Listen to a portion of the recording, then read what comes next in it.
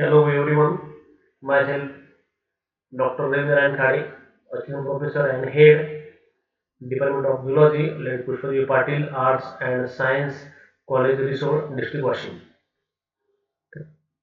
In last few video lecture, we already discussed the unit number 1. From unit number 1, we already discussed the various aspects. Okay, today now discuss the topic is parasitic protozoan and human diseases. Parasitic protozoan and human diseases. Let's see in detail the parasitic protozoan and human diseases. Okay,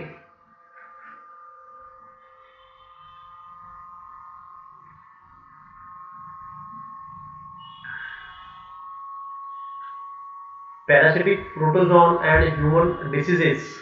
It consists of malaria, amoebiasis, trichinosomiasis, leishmaniasis. The malaria, amoebiasis, trichinosomiasis, leishmaniasis. These four are the protozoan parasitic and human diseases. Okay, these four diseases we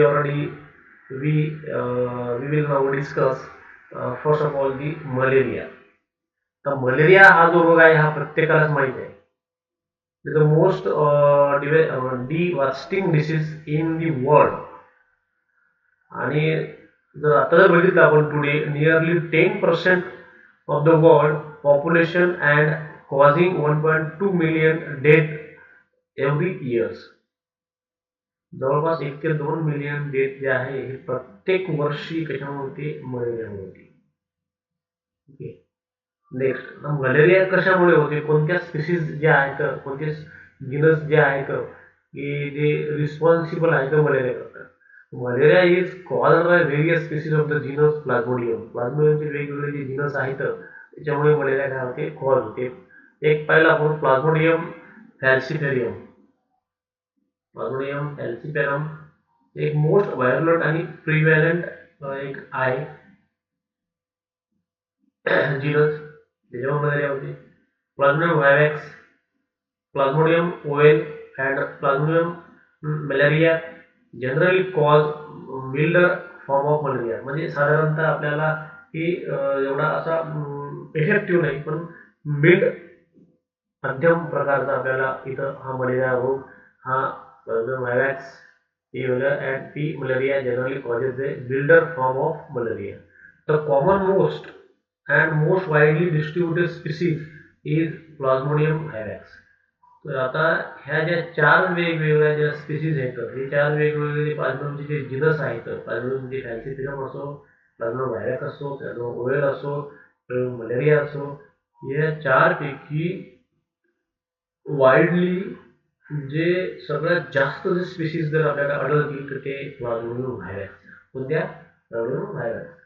The alarming development of multi-drug resistance in Plasmodium and the increased resistance of its vector, the Anopheles mosquito. Okay. Then malaria. Malaria is one of आपण cause कशामध्ये होते, आपण heavy बघितलं याच्यामध्ये. Okay, common मोड wide shoot disease कोणती आहे, plasmodium virus आहे. आता टाइप्स ऑफ मलेरिया म्हणजे टाईप कोणते कोणते येतं. पहिलं आहे बिंग टर्टियन मलेरिया. आता हे बिनिग्न टर्टियन मलेरिया जे आहे हे प्लाझ्मोडियम व्हायवॅक्स नावाचं जे काही मॉस्किटो आहे हे मॉस्किटो काय करते, कॉज करते बिंग टर्टियन मलेरिया. आणि याच्यामध्ये जे ताप जे आहे आपल्या इथे ताप ही एव्हरी थर्ड डे म्हणजे every 48 hours riggers every third day म्हणजे 48 तासाला याच्यामध्ये ताप आपल्याला काय होते, आढळून येते.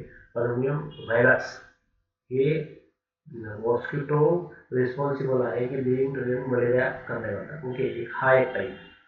दुसरा जो टाईप आहे आता ते म्हणजे मॅलिगंट टर्टियन त्याला म्हणतात की सबटर्टियन malaria.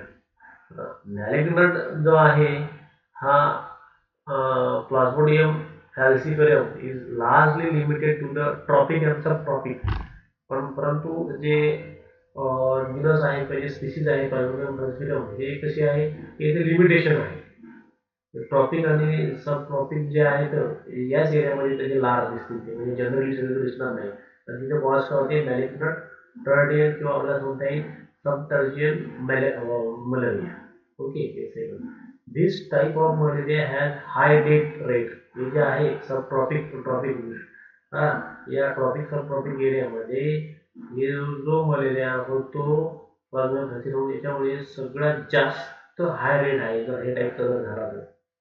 and blood corpuscle parasite by this species tend to clump together and block up small blood vessels. म्हणजे इथं जे ब्लड जे आहे आपल्याला म्हणता येईल की इथं ब्लड ब्लड व्हेसल काय होईल म्हणजे ब्लड क्लॉक होऊन जाईल, क्लॉक ब्लॉक होऊन जाते आणि ब्लडचा जे फ्लो आहे ते फ्लो होणार नाही. आणि फ्लो जर झाला नाही तर काय होणार, ब्लड व्हेसल तिथं आहे ना, ओके, स्मॉल ब्लड म्हणजे ते ब्लॉक होणार म्हणजे काय होणार एक प्रकारे की पर्टिक्युलर काही ऑर्गनिझम आहे किंवा काही आपल्याला म्हणता येईल की ज्याला मलेरिया झाला तो काय होणार तिथं मरून जाईल, तिथे डेथ होणार. It is a dangerous species and the disease often appear in epidemic scale.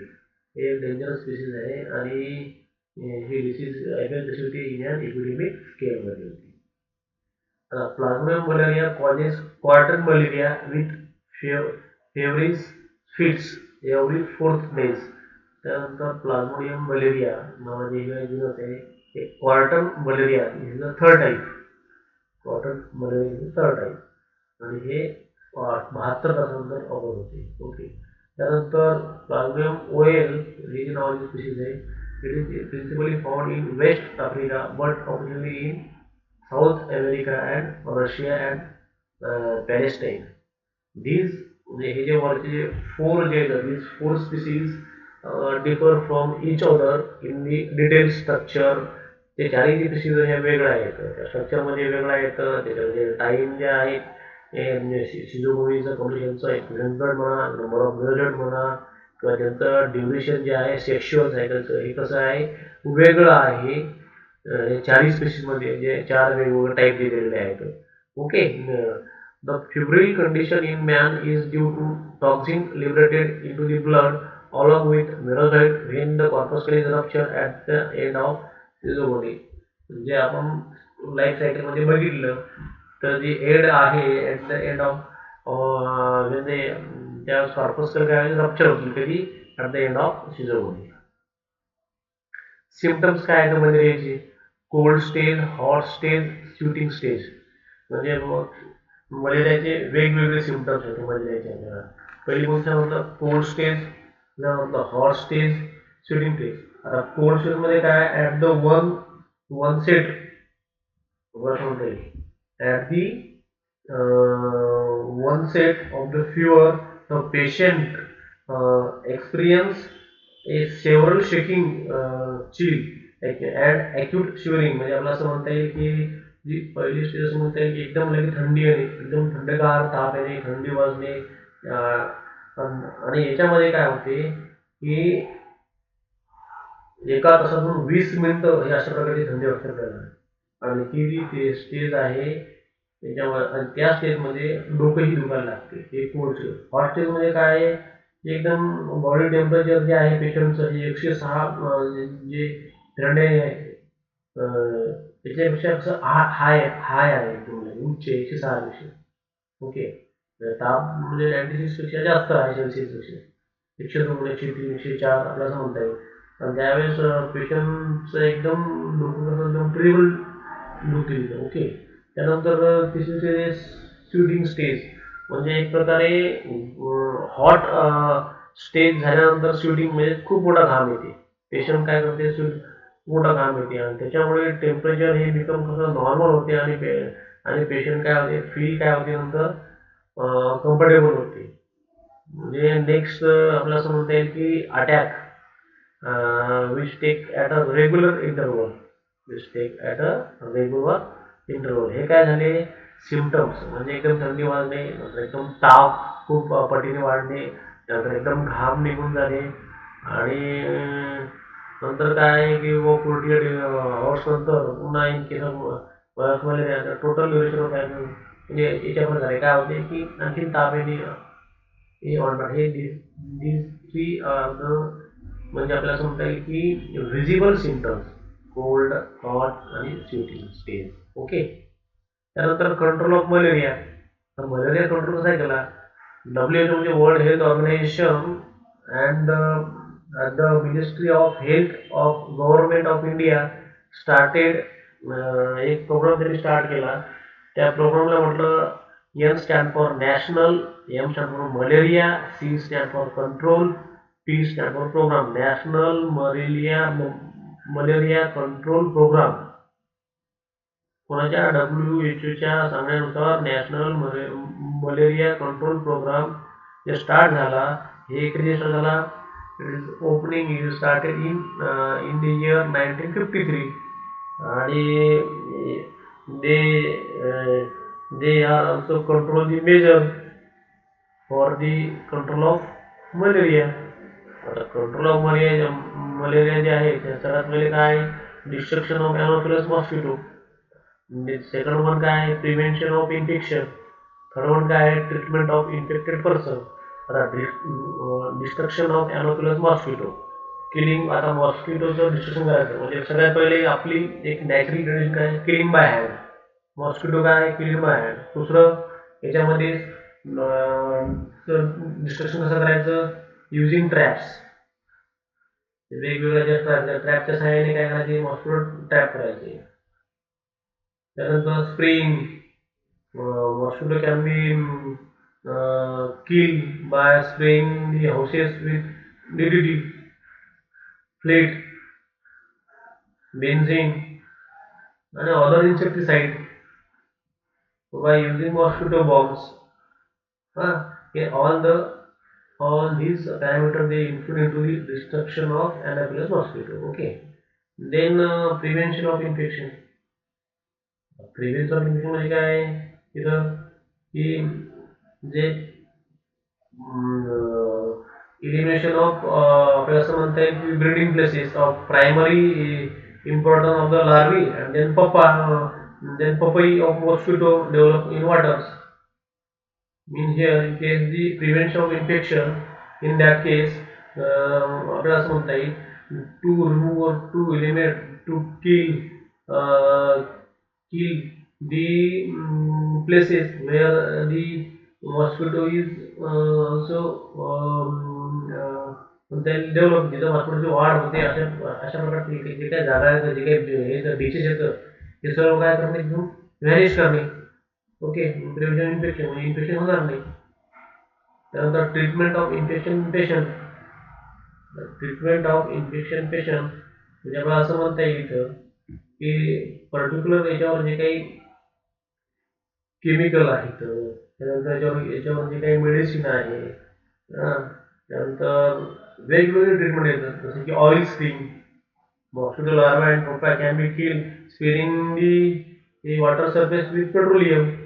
म्हणजे ऑइल जर आपण टाकलं ते त्यांचं जे आहे वाढ होणार नाही. स्प्रेइंग केमिकल तिथे स्प्रे करा. केमिकलच्या सहाय्याने काय होणार की chemical system kill the mosquito larva and pupa by poisoning supposition. Then biological control of mosquito larvae and pupae. These are the various treatment of infected person. Okay. हे वेगवेगळं आपल्याला तिथं हे सांगता येईल आपल्याला कंट्रोल ऑफ मलेरिया. थँक्यू.